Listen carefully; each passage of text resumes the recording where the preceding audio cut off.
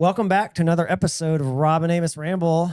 We have Monica. We have our good friend Monica here with us, and we're going to talk about a topic that is not at all a touchy topic, which is about wives obeying their husbands. What do you think about that, Monica?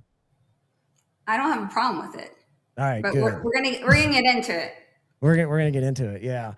Well, I think so. What's keying this whole conversation off is Pearl Davis, who I'm sure anybody who's listening to either of these podcasts knows Pearl. They already know who Pearl is, right? So she has been out in front of churches the last, I don't know, couple weekends. I'm not really sure what schedule she's been doing it on, but asking the question with a sign. So let me cue up just a quick video just to kind of set the stage for what we're talking about and what Pearl is out there saying or and then we'll get into kind of talking about it on our end. So let's go ahead and bring this guy in and give it a listen. Should Christian women obey their husbands? Last week, I went to a mega church, and a lot of the comments said that I just need to go to a Catholic or a more Orthodox leaning church. So today we're going to ask the ladies if they think they should obey their husbands at St. Thomas Aquinas Catholic Church. So, all right, there we go. That sets the stage. So anybody who doesn't know what we're about to talk about hasn't seen that video. But I'm sure most of you have. Yeah, it was a good video. It was good. I enjoyed She did it. a good job with it. Yeah, and my understanding is I think she actually there's been like 2 or 3 of them at different churches. In the last Orthodox church she went to, apparently she has had a conversation with the leadership of that church that's going to be released on Friday, I think she said. So nice. That'll be kind of interesting to see where that conversation went. Yeah. That whole clip is really interesting. I'm not sure how much you have queued up or not, but you would expect that if anywhere would be supportive of this notion would be churches because it's you would think comes from the Bible. So you would think that this is kind of a duh thing and an easy answer for at least people who proclaim themselves to be Christian. But what you'll see in these clips with Pearl is that that's rarely the case. I'm not sure. I haven't seen them all, but have we had any of them who have agreed that I may not have seen them all, and I don't have any more queued up. I was kind of being lazy for this, so apologies. But I mean, I've seen what I have mostly seen, and the ones that I have seen are wives that are, saying, well, yes, wives should obey their husbands, but yeah, there's always the but. When I say he's worthy of when I say he's worthy, right? Which is really what it boils down to. I don't think you're going to find many Christians that are going to, because to me, I mean, I think just from a biblical point of view, the Bible is quite clear about the roles of husband and wives and what the structure looks like and all those sorts of things. So I don't think that there's just that you could really be a Christian and say that wives are not to obey their husbands, but then when you kind of roll in the butt, right? And I want to get into some of that because I think that's kind of the whole crux of this topic because, we hear wives saying things like, well, what if he becomes abusive or, and how are we defining abusive? That's, you can't really have that conversation without also having how do we define it? So, well, that's, I think, exactly the whole problem is that women will say, oh, I have no problem obeying my husband if he's worthy or if he's respectable. But the moment that I disagree that he's, or I'm not obeying, like if he's not obeying God, if I feel like he's calling me to do or asking me to do something that is against God or, my translation or how I view something as a female overrides his perspective or translation. And that's what it boils down to is that her version of truth is always going to trump his version. Yeah. Yeah. I think that's exactly right. You have to then take the hard stance of, okay, well, somebody's version of truth has to be real. So who you're going to go with? And that's what it all boils down to. But, this obey comes underneath then the even more repulsive, more repugnant word of submission. And that's really a tough word, even for someone like myself. I used to really fight against that word because it sounds awful. But I think all wives do at some point, right? I mean, I don't think that's something unique to you. I know it was a topic when Amos and I first got married too, right? I mean, when we came from, our parents had really shitty marriages. We didn't have good examples of what marriage was supposed to look like. We were trying to figure this stuff out, and we were no different, in our 20s trying to sort that out.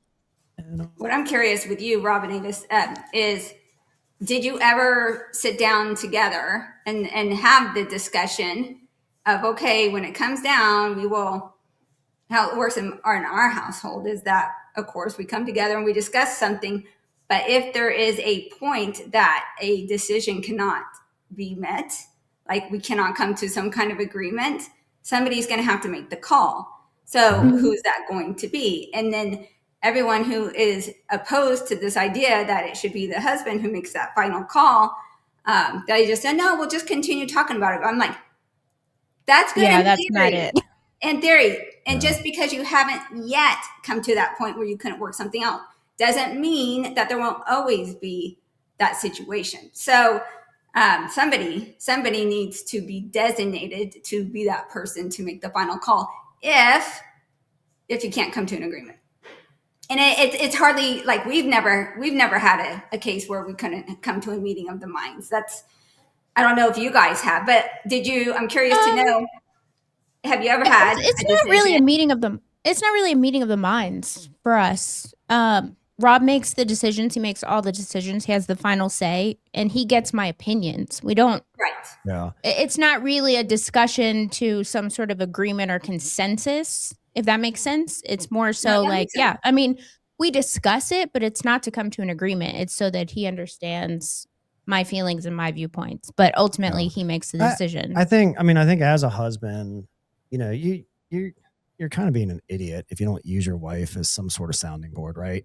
And I think for some of these decisions, especially if you've got kids, right, and you've got things going on, like a lot of times the wife is going to be closer to maybe things that are happening with the kids, just because that's typically how it works, right? I mean, the wives are often spending more time with them because the husbands are working, those sorts of things. It's dependent on age too, right? Because there's an age thing in there, just kind of depends. But if you're making decisions that are going to impact the entire family and you're not getting information from your wife, you're kind of being an idiot, right? Because it's going to increase the chances that the decision you make is going to be a good one and a successful one, the more input and information you have into making that decision. So I don't think, husbands shouldn't be out there saying, I'm leader, you submit to me. I mean, while that's technically correct, you still want to make the most, smartest, the best decisions you can for your family. You should get as much input as you can. But kind of where the rubber meets the road on that is kind of what you were getting about is, well, what if the wife doesn't agree? Right. So, and that really stuck in her mind that on this particular thing, she'll agree with you on most, or she won't have a problem with you making that final call. But there's going to be certain topics that she really feels very strongly with that she'll just have a difficult time. So that's those circumstances do arise. Or you'll see women who are unsupportive, or if the man makes the wrong decision, say he does get the input and he goes against the decision that his wife would agree with or had wanted him to go with, and then it doesn't work out well, then she'll make sure that he knows all about, well, you should have gone with my decision. She'll make sure to really stab the knife in and twist it, and just make him feel like crap, which is also not. I don't think that has any place. I don't think that has any place in the submissive model, though, right? Because part of being the submissive is I don't carry the responsibility of ever having to have made the decision. Whether he went with my call or his call, if we happen to differ, it's never my decision. Yeah, I think it's kind of a crucial thing of wives and wives that are really unable to relax in their marriage, because if you're viewing it as your place to correct your husband, or like you said, Monica, like you're digging a knife in because maybe he made a decision that wasn't the best decision, right? I mean, that's real life. We're imperfect people. Sometimes that's going to happen.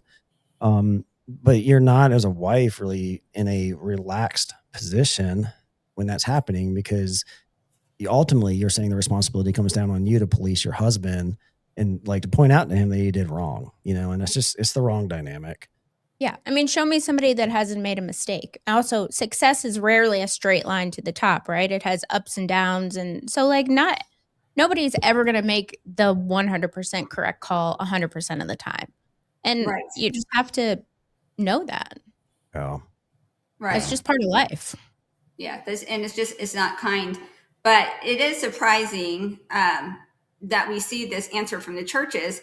But what about the people who aren't Christian, and they go with, well, why should I decide as a wife to have to submit to my husband? I don't ascribe to that theology. What is the benefit for even the people of no faith or a different faith to ascribe to this kind of structure? I guess the point I would like to know is, like, there is a real benefit here, regardless of what your faith is. So if we can maybe talk about some of those things, which Avis, you said that it is like a relief that you don't have to really be accountable. Like that is very relieving to know that at the bottom line, you're going to give Rob the information that you have. He makes the call, and the outcome of that is on him. And that's, my gosh, what if we as women had to make some kind of financial decision? It didn't end well, and as carrying that guilt, I don't want that. So I think there's a lot of women already have a lot of mental load, a lot on their brain. Why add that additional responsibility that you don't have to? It makes no sense to me. Yeah. Well, why? Let me ask you, why do you think they do it? Why do they do it? I mean, why do they feel the need to bear the burden for the wives that do it? I mean, is it like a subconscious? Well, there has to be one of two things in my mind. First is that they just don't trust their husband. I don't, and initially I would think it's very easy for Avis and myself, because we have enough time to look back and go, oh, historically they make pretty good decisions on a whole. So we have history to back us. But second, some women are just very controlling, and it's very, it's strong and independent, and never want to depend upon a man. And we do have to fight against this narrative that you always have to be independent, and the guy can screw you over at any turn, and to always make sure you never put yourself in that position. So I think there's a lot of different. Well, angles. And it's kind of funny you mentioned that, because I think from men's point of view, that they're kind of in the same place, right? It's like, hey, this woman can screw me over anytime she wants. And you kind of have this just environment of distrust, right? That kind of goes both ways. That doesn't help. And it's, I mean, this is not going to be a shock to you at all. I mean, I'm like, I hate state marriage. Like, I hate the state being involved in marriage, because I feel like it causes this. We'll have to do another one on that, because that is one place where you and I disagree on. But I think it plays into this topic though, Monica, honestly, because it's I think husbands, because the state has placed power, and maybe this is kind of getting into the question you were asking, like, well, what about people that they don't go to church, right? They don't care what the Bible says. They don't, whatever, right? Like, it's the same dynamic. I mean, I think you have husbands who they know that that their wife has power granted to them by the state, right? No, the wife, you can't make her do anything, right? She can pick up the phone. She can call the police anytime she wants. She can go file a divorce. She can do whatever she wants. She has real power that's granted to her by the state. And men know this. Husbands know this, right? So they tend to roll over a little bit more and not be so strong in their leadership, because they're worried about their wife exercising their power and kind of tanking the whole marriage. And I think that's a very big component of this, and why wives feel empowered to lead, and why husbands kind of allow them to do it. I want to say I disagree. It's okay. You can disagree. Let's have a disagreement. We haven't had had a guest on in a while. That's been like so logical, though. Like, I don't think women understand like the power that the state grants them logically until they need to get out of the situation. And then they look at, if they're deciding to leave, they'll be, okay, can I financially afford it? What does it say? What am I privy to? So I don't think they understand the power of the state nearly as much as you guys do. At least I haven't seen that. You think men that give women more thought than understand women do? that the state backs them up as much as men have that knowledge in their head? Yeah. I don't necessarily disagree with that. I think it's just a reality of, if we talked through a scenario, right? A husband's like, hey, let's go. I don't know. What's a scenario? Cars. I like cars.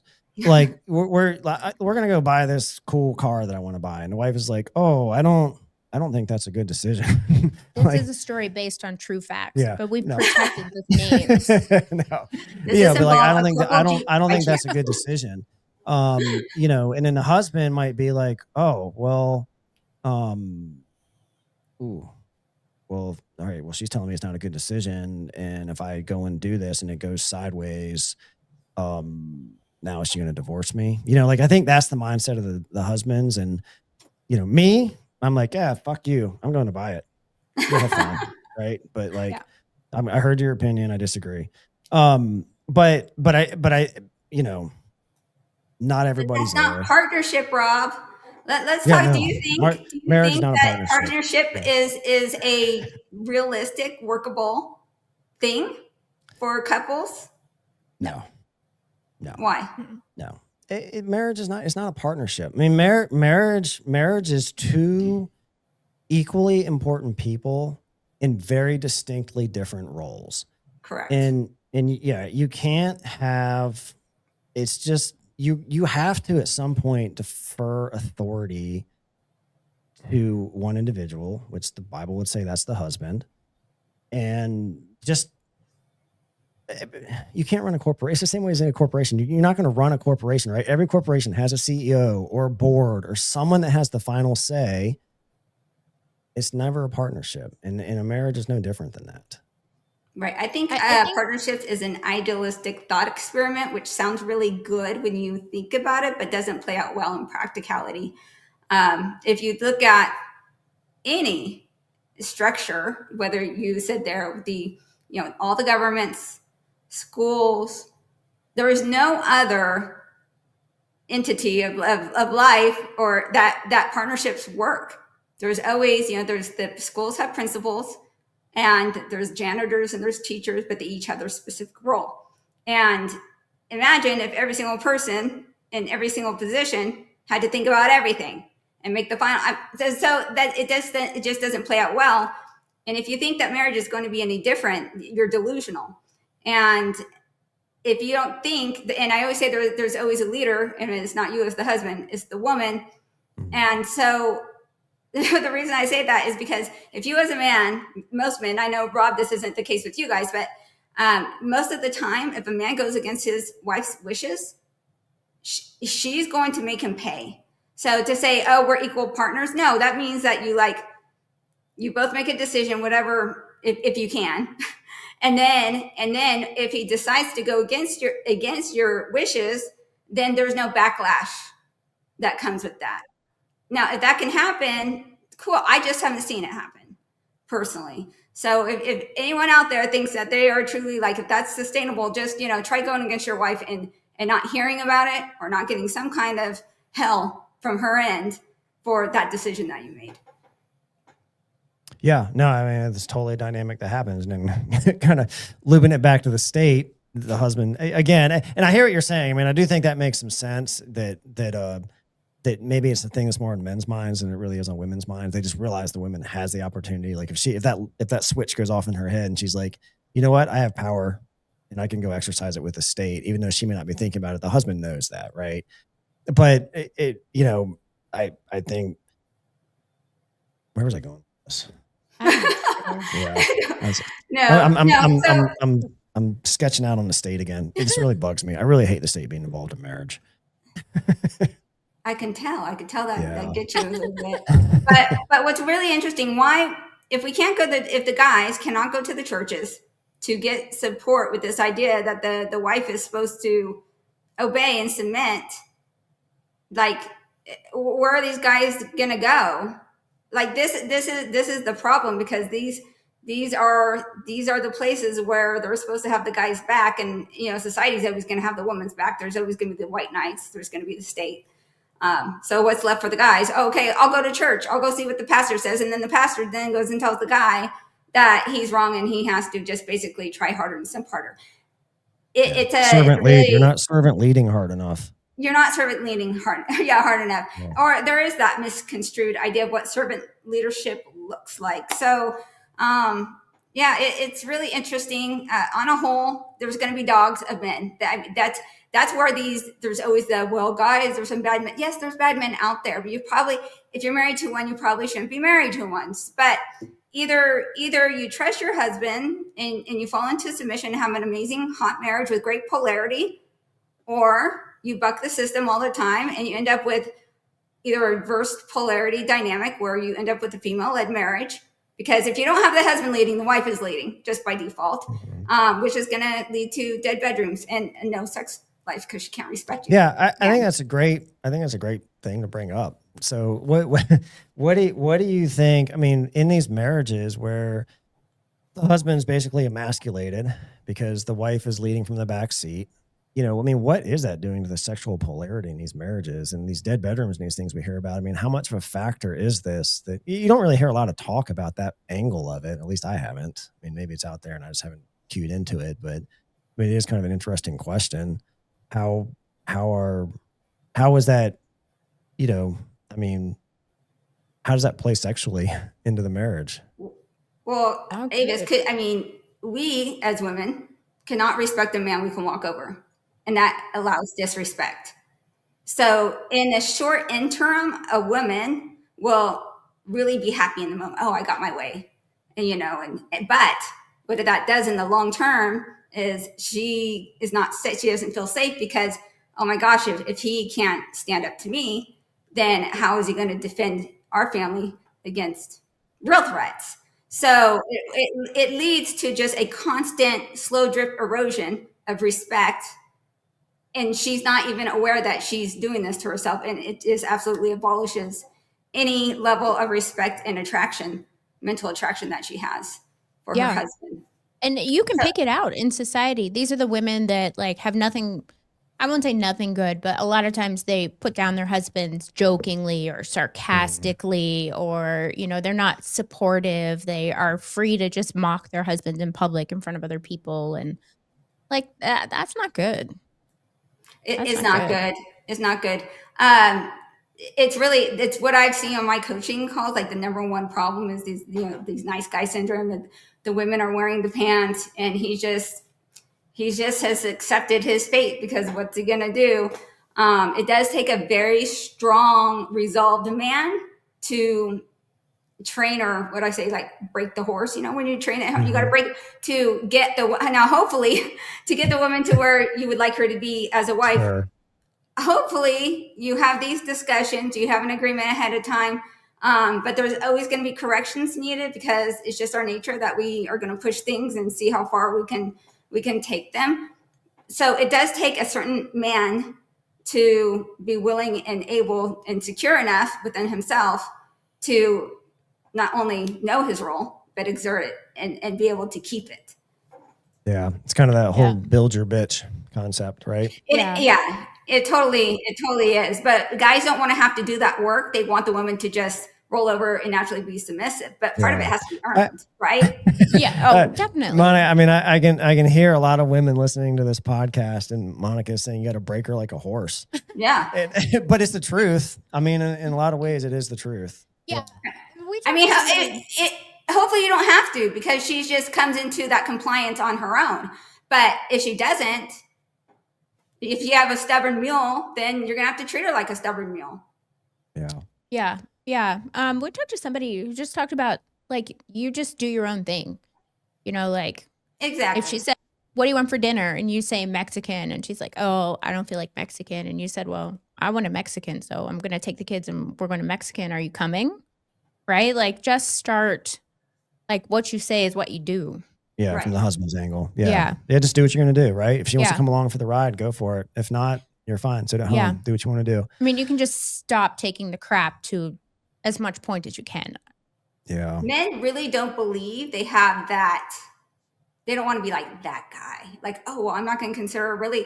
And it is something I'm reinforcing all the time in my community is that you can literally just decide how you want your marriage to look and start operating like that, and she will come along. And they like, and if she doesn't, she doesn't belong their mind, like, this is a possibility. I'm like, no, literally, you can just tell your wife, tonight you're giving me a blowjob, and just your conviction in what saying it, and she'll be like, oh, okay, I guess this is what we're doing now. Like, they don't understand that it is your confidence in the knowingness of the statement that makes it happen. So Monica, let me ask you. I mean, I think we all know the answer, but I'm going to ask you anyways, just to add clarity for people that might be listening to this. I mean, because we get online, right? We're on X. I know you're big on Facebook too. I don't get on Facebook, but so most what we're seeing is on X. But there are so many of these wives out here that you say something like what you just said, and you're like, hey, just tell your wife, bitch, you're giving me a blowjob tonight.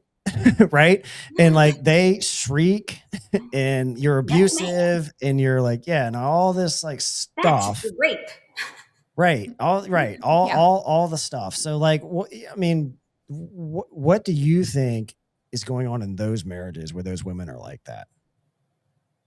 They're not sufficiently attracted to their husbands, whether that's physically or mentally. So where, you can have that physical attraction, but I believe in the long-term relationship, mental attraction is 80% of it. Women are attracted to the masculinity of the man himself. So if you're not as masculine or you lose some masculinity, then she's going to get repulsed by you. But if you're masculine, if she's super attracted, like more so mentally, this is where guys, they get so caught up in like, get the abs and it's the technique in the bedroom. I'm like, no, just work on being trustworthy and follow through on your word, being solid in your frame, and decide how you're going to have your marriage look like. And she will come. Like, that is so attractive because it's so rare.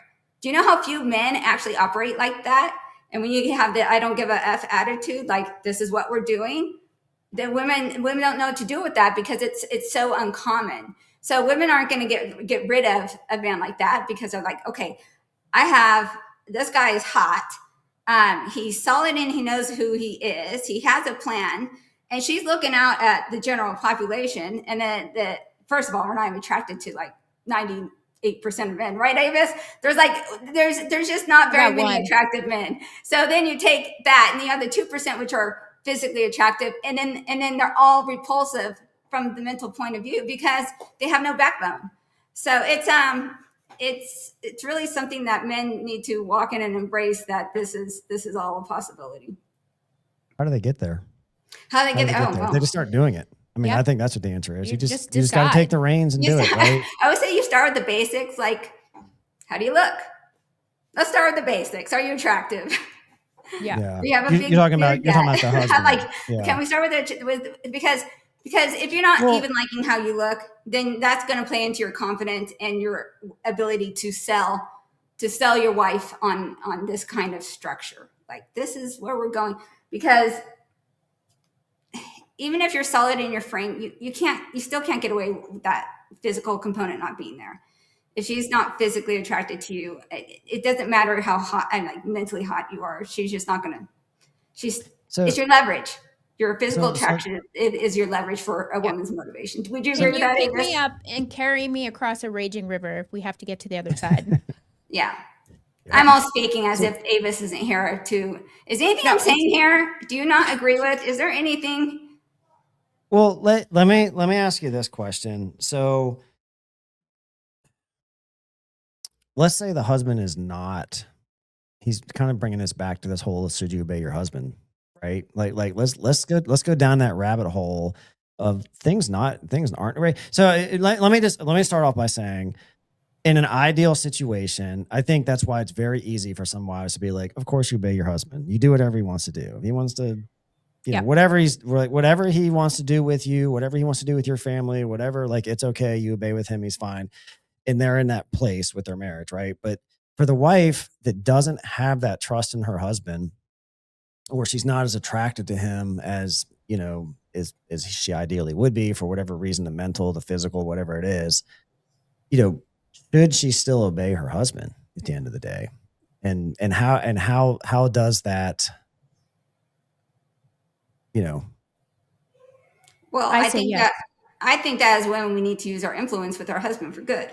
Yeah. And just like you can train or break your wife of her stubbornness, you can also praise and with your words and affirmations and belief in your husband can move him to where he needs to be. As a woman, we don't want to have to do that job. We want to be with a man who's already there or close to it. Well, I would have to imagine that it started out with some sort of attraction and vetting, like this was a good man and you were attracted to him when it started. So if you find yourself now, those things are missing.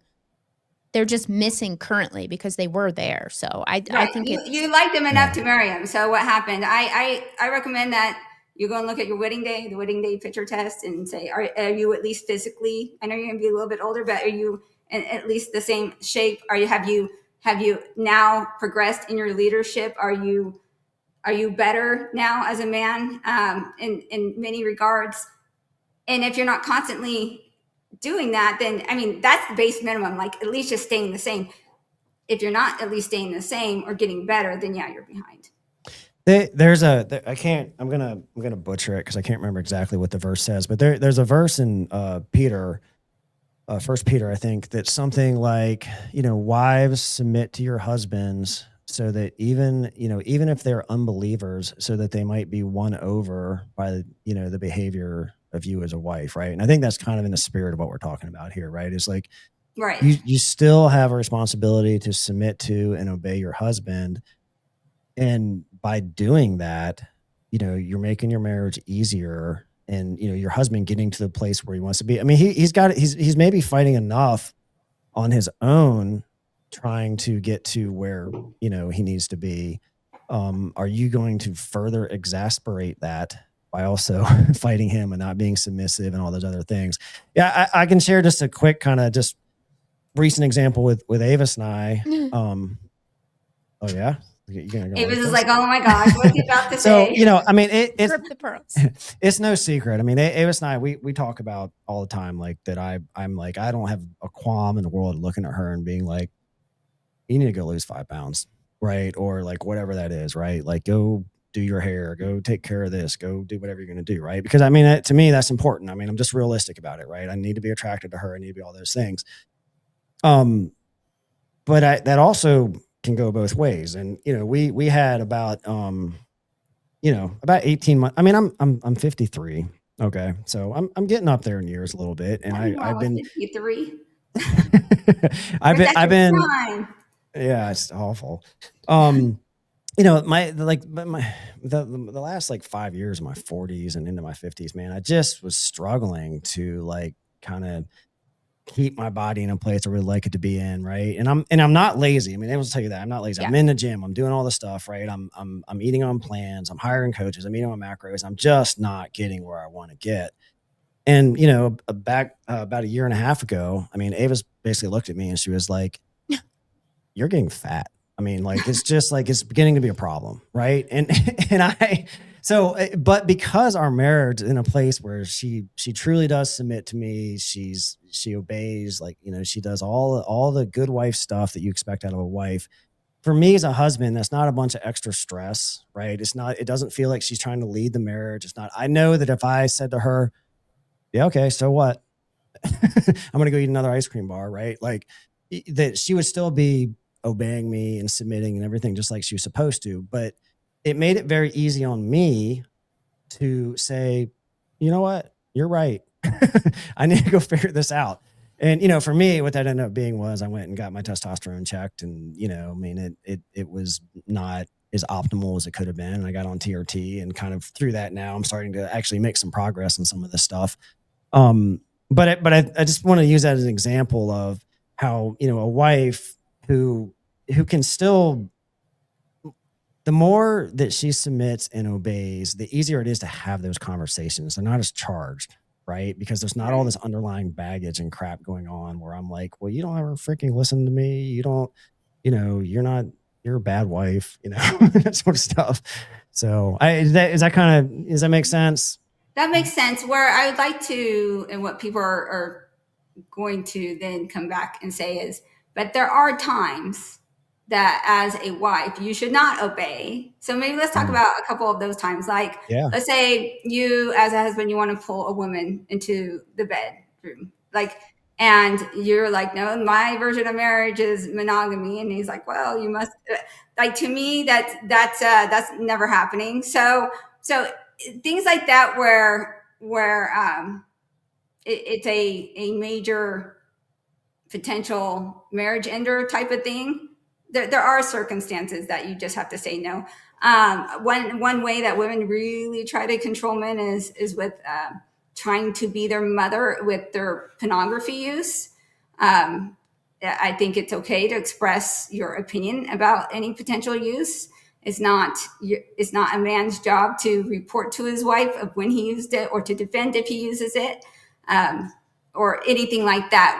How do you guys feel about a wife trying to hold a husband accountable for what he's viewing online or anything like that? Well, so you disagree with me on the state. So I'm going to say I disagree with you on the other topic. So let's chase that down a little bit in terms of, I mean, so let me ask you, because what I feel like we're kind of saying here is you're like, well, absolutely a wife should obey, but if he wants to bring another woman in, that's crossing a line. So like it is conditional from that point of view.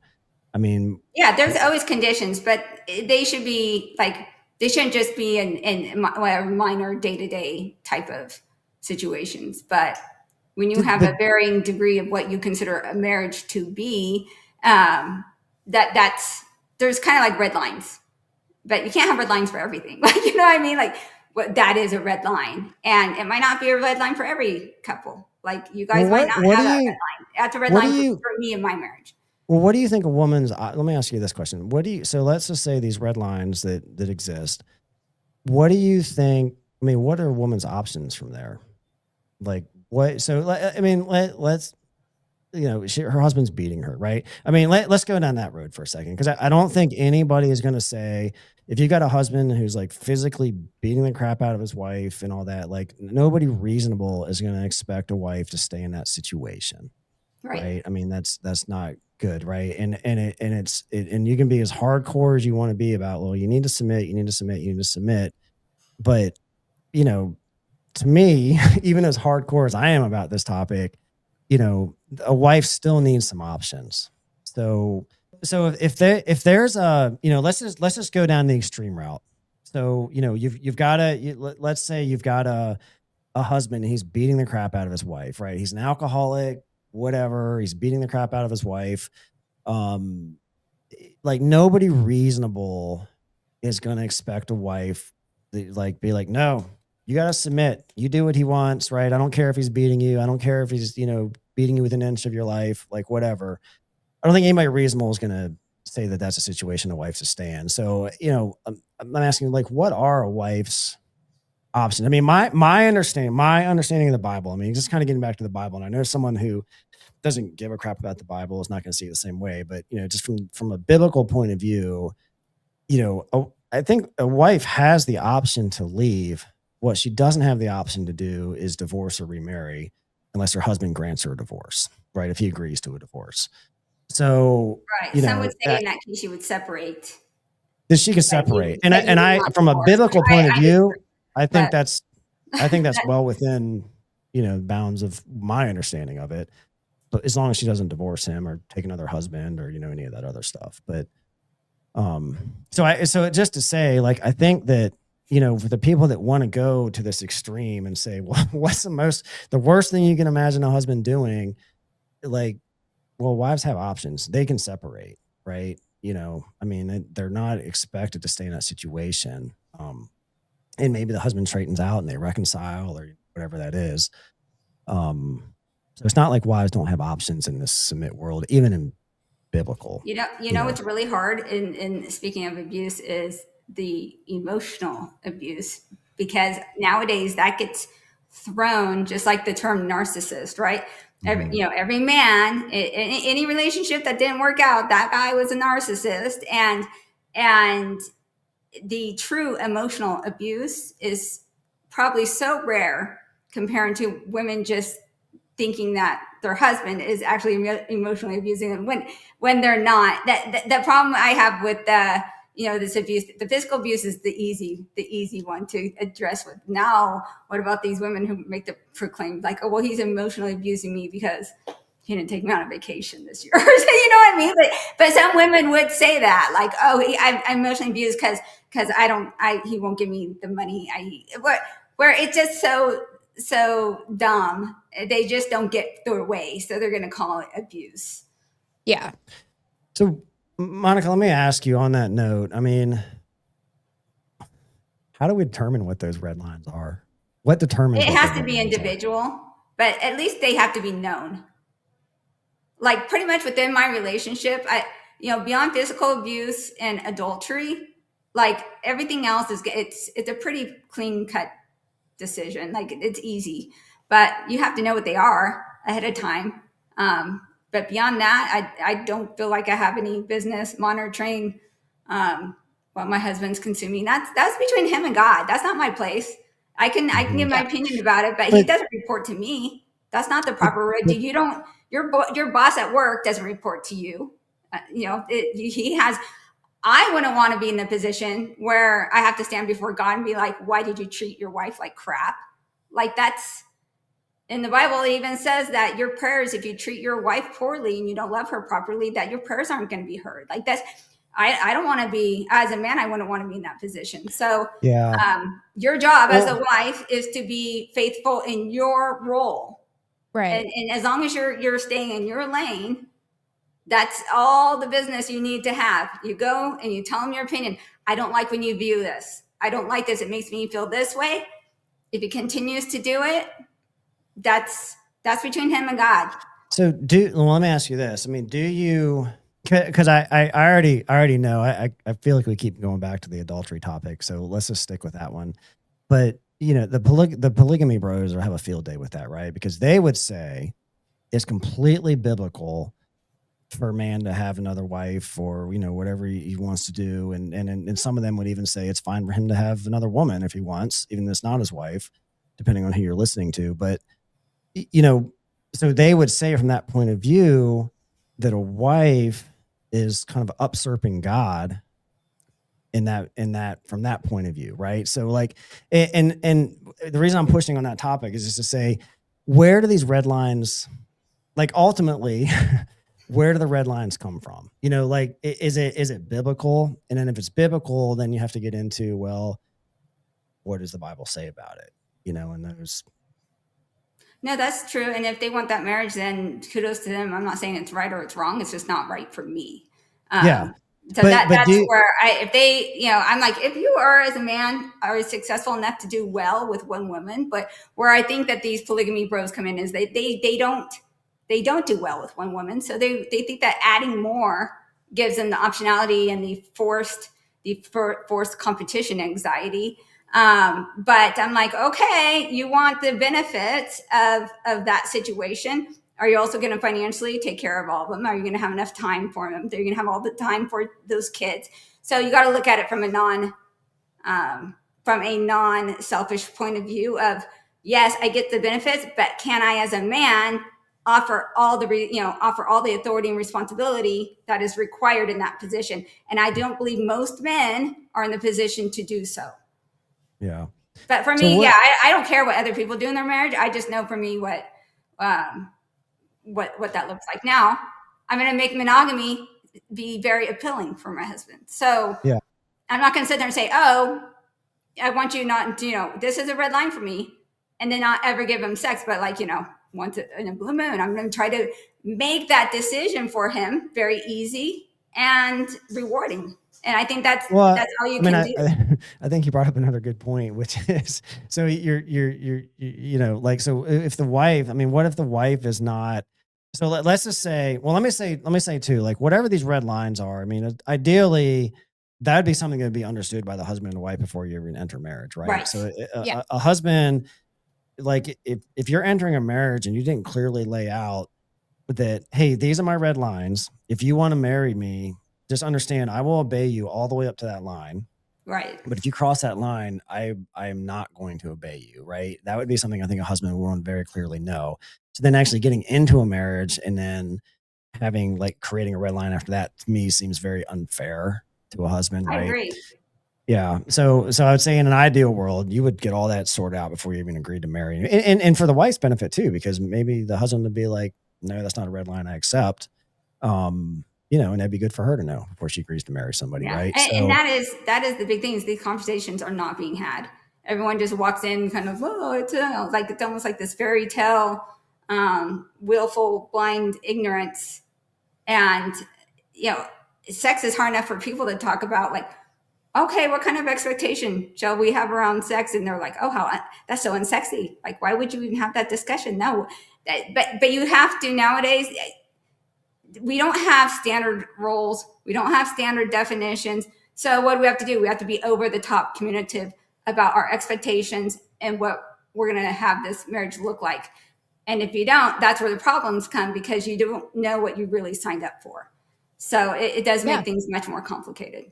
Yeah, you can't just go in assuming from your background that this is how things are going to be. Right. I think we need to dispel the narrative that, you know, obeying and submitting it must be you, unless you're being like abused, then something extreme, and you proclaim you're a Christian, then this is the default. You don't get to pick and choose, but it is in your best interest for the marriage that you actually want and desire, and that ultimately, whether you're a person of faith or not, submission is going to give you, as a woman, the marriage you want, and there is no other way to get what we want as women if we don't put our husbands in the proper role that they're like beautifully built for. So you're not losing anything. And if you chose a man that you can't trust enough to submit to, then you just made a really bad decision. But you can move the needle. You can move the needle and encourage and support your husband. So it really is the only way that I know of to keep the polarity, to keep your respect, to allow the marriage to actually last long term. I just don't see relationships lasting any other way. It's really a gift to the woman that can embrace it as well, because you don't have to divide your attention to so many things, right? You can pull it back into the things that really matter. I like to say that as a submissive wife, I get to focus on the inside of the home, and Rob gets to focus on the outside. I don't have to deal with the world outside as well. No, that's true. Or they're okay submitting in certain areas, but not in others. Like sexually, there's a problem that women have with the idea of submission, of basically so you're saying that I should have sex anytime he wants to have sex? Well, within reason, yeah. Because it doesn't take much effort, and like most of the time the excuses are excuses, but you can't pick and choose the moments you're going to be submissive. So that's kind of that's what women like to do, is they like to decide when they're going to be submissive and when they're going to allow their husband to lead. If you're allowing your husband to lead, he's not leading at all. Right. So why, I mean, I don't know. I'm pretty sure that you are pretty much on board most of the time with Rob. I mean, are there times where you just tell Rob, like, I'm sorry, dude, I just can't tonight? Sexually? Yeah. It's a very rare occasion that I'm like, I am just too ill, like, or whatever. It's a very rare occasion, because never have I ever regretted having sex with Rob. Right. You know, like, even if I wasn't in the best mood going into it, by the time things are done, I'm in a great mood. Right. Yeah, exactly. Right. I always liken it to exercising. So sometimes there's a lag. We're not overly happy all the time. Like, I'm like, oh, I'm not really feeling it right now, but you'll get into it. But I think from a husband's point of view too, I mean, just if you're in a marriage where, you know, your wife isn't ever saying no, you're going to be it's a lot easier. Like I mean, just with me, like I would be like, I'm not, there's nothing sexy about if Avis is sick, right? I mean, there's nothing sexy about like, oh, you're going to have sex with me anyways. I don't care that you're sick, right? I mean, that's not, I mean, sex should be sexy, should be fun, should be whatever, right? So like, by being you know, by not saying no and being submissive, and even if you're not completely feeling like it, but you're still doing it, it makes those other times like a lot easier to swallow, right? Because I know, I mean, Avis will agree with this. Like, even if she was like had the flu, had whatever, and I was like, nah, don't care, roll over, right? Like she would, right? But I, I, it's I don't want to do that to her, right? Because I care about her. I care about her well-being, that sort of stuff. But it's a lot easier to be in that mindset when you are not already feeling deprived, I guess is what I'm saying. I'm talking about kind of the psychological aspect of, like, I can just imagine men go through after being denied, and then they're just like, it's like if their wife is like, you know what, my stomach's upset tonight, I'm not feeling the best, and it's like, oh, you're denying me again. But if that's a extreme rarity that happens once a year, like, you're like, yeah, okay, that's cool. Yeah, I don't want any part of that. Right? We have 4 minutes to have another meeting, but I am very interested, Rob, for these guys that are getting denied all the time. What do you tell them? Like, how do you tell them to move the needle on that? Do you? Yeah. I mean, I think you just have to set expectations, right? I mean, it's what it comes down to, is you have to set expectations. And I'm not, women don't hear me saying it's like, you're not raping your wife or whatever. Not if we need to get into that. I don't even know how you even rape your wife. Okay. But I think that's another whole topic. Yeah, that is a whole topic. But like, I'm not saying like, just tell her like, hey, this is the expectation, right? Is the expectation is not being met. And if the expectation is not being met, this is the consequence, right? Like, I'm a man, I like sex. I'm gonna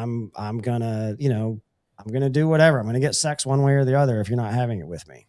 I mean, but then the argument's going to be like, well, then it's going to be duty sex, or it's going to be a lack of enthusiasm. And yeah, initially that might be the case, but what you do becomes habitual. Just like exercise, you go in there, you hurt, it's not great, it sucks, and then you catch up. So I think that women can, whatever way women choose to look at the situation is the story that they're going to go with. Much of the reasoning of what we tell ourselves as women, of like, oh, well, he just wants me, or he doesn't care about me, or why should I show up, or I shouldn't be. We just make it all up. So you can decide how, as a wife, that story you're creating in your mind. So I do encourage wives all the time to be like, oh my gosh, like 10, 15 minutes to rock my husband's world. Like that's all that's required of me. I have so much power. So to reframe it into a woman's mind that it is so easy to get your husband happy all the time. It takes so little. So I'm pretty harsh on women. Tell yourself a story that's actually going to benefit your marriage versus a story that is going to create a block where it doesn't need to be. Yeah. I like to say you focus on the good things about your husband. You don't go to the negative, you go to the positive. Yeah. What are the things that draw you to him? What are the things that you love him for? What are his greatest assets? And just focus on those things, and that will help switch your mindset as well. Yeah. Yeah. And then if you can tell him that too and help build him up, then he really becomes a man who's amazing. Yeah. So Monica, I know you got to go. So let's just wrap this thing up real quickly. So just should wives obey their husbands? I mean, that's the question, right? Yes, with the asterisks. Yes. I wish everything was a black and white, but it's not. Yeah. So in Pearl's thing that we started out with, you're going to be a yeah, but is what I think I hear you saying. And Avis is more like a yeah. I mean, is that accurate? Life is not so black and white. I would, it'd be very, very easy, but it is the way to genuine long-term happiness in the relationship. Yeah. I'm convinced of that. Absolutely. All right. We'll leave it there. Monica, thank you so much for joining us. It was fun. Good conversation. Okay. See you soon. All right. We'll see ya. Bye.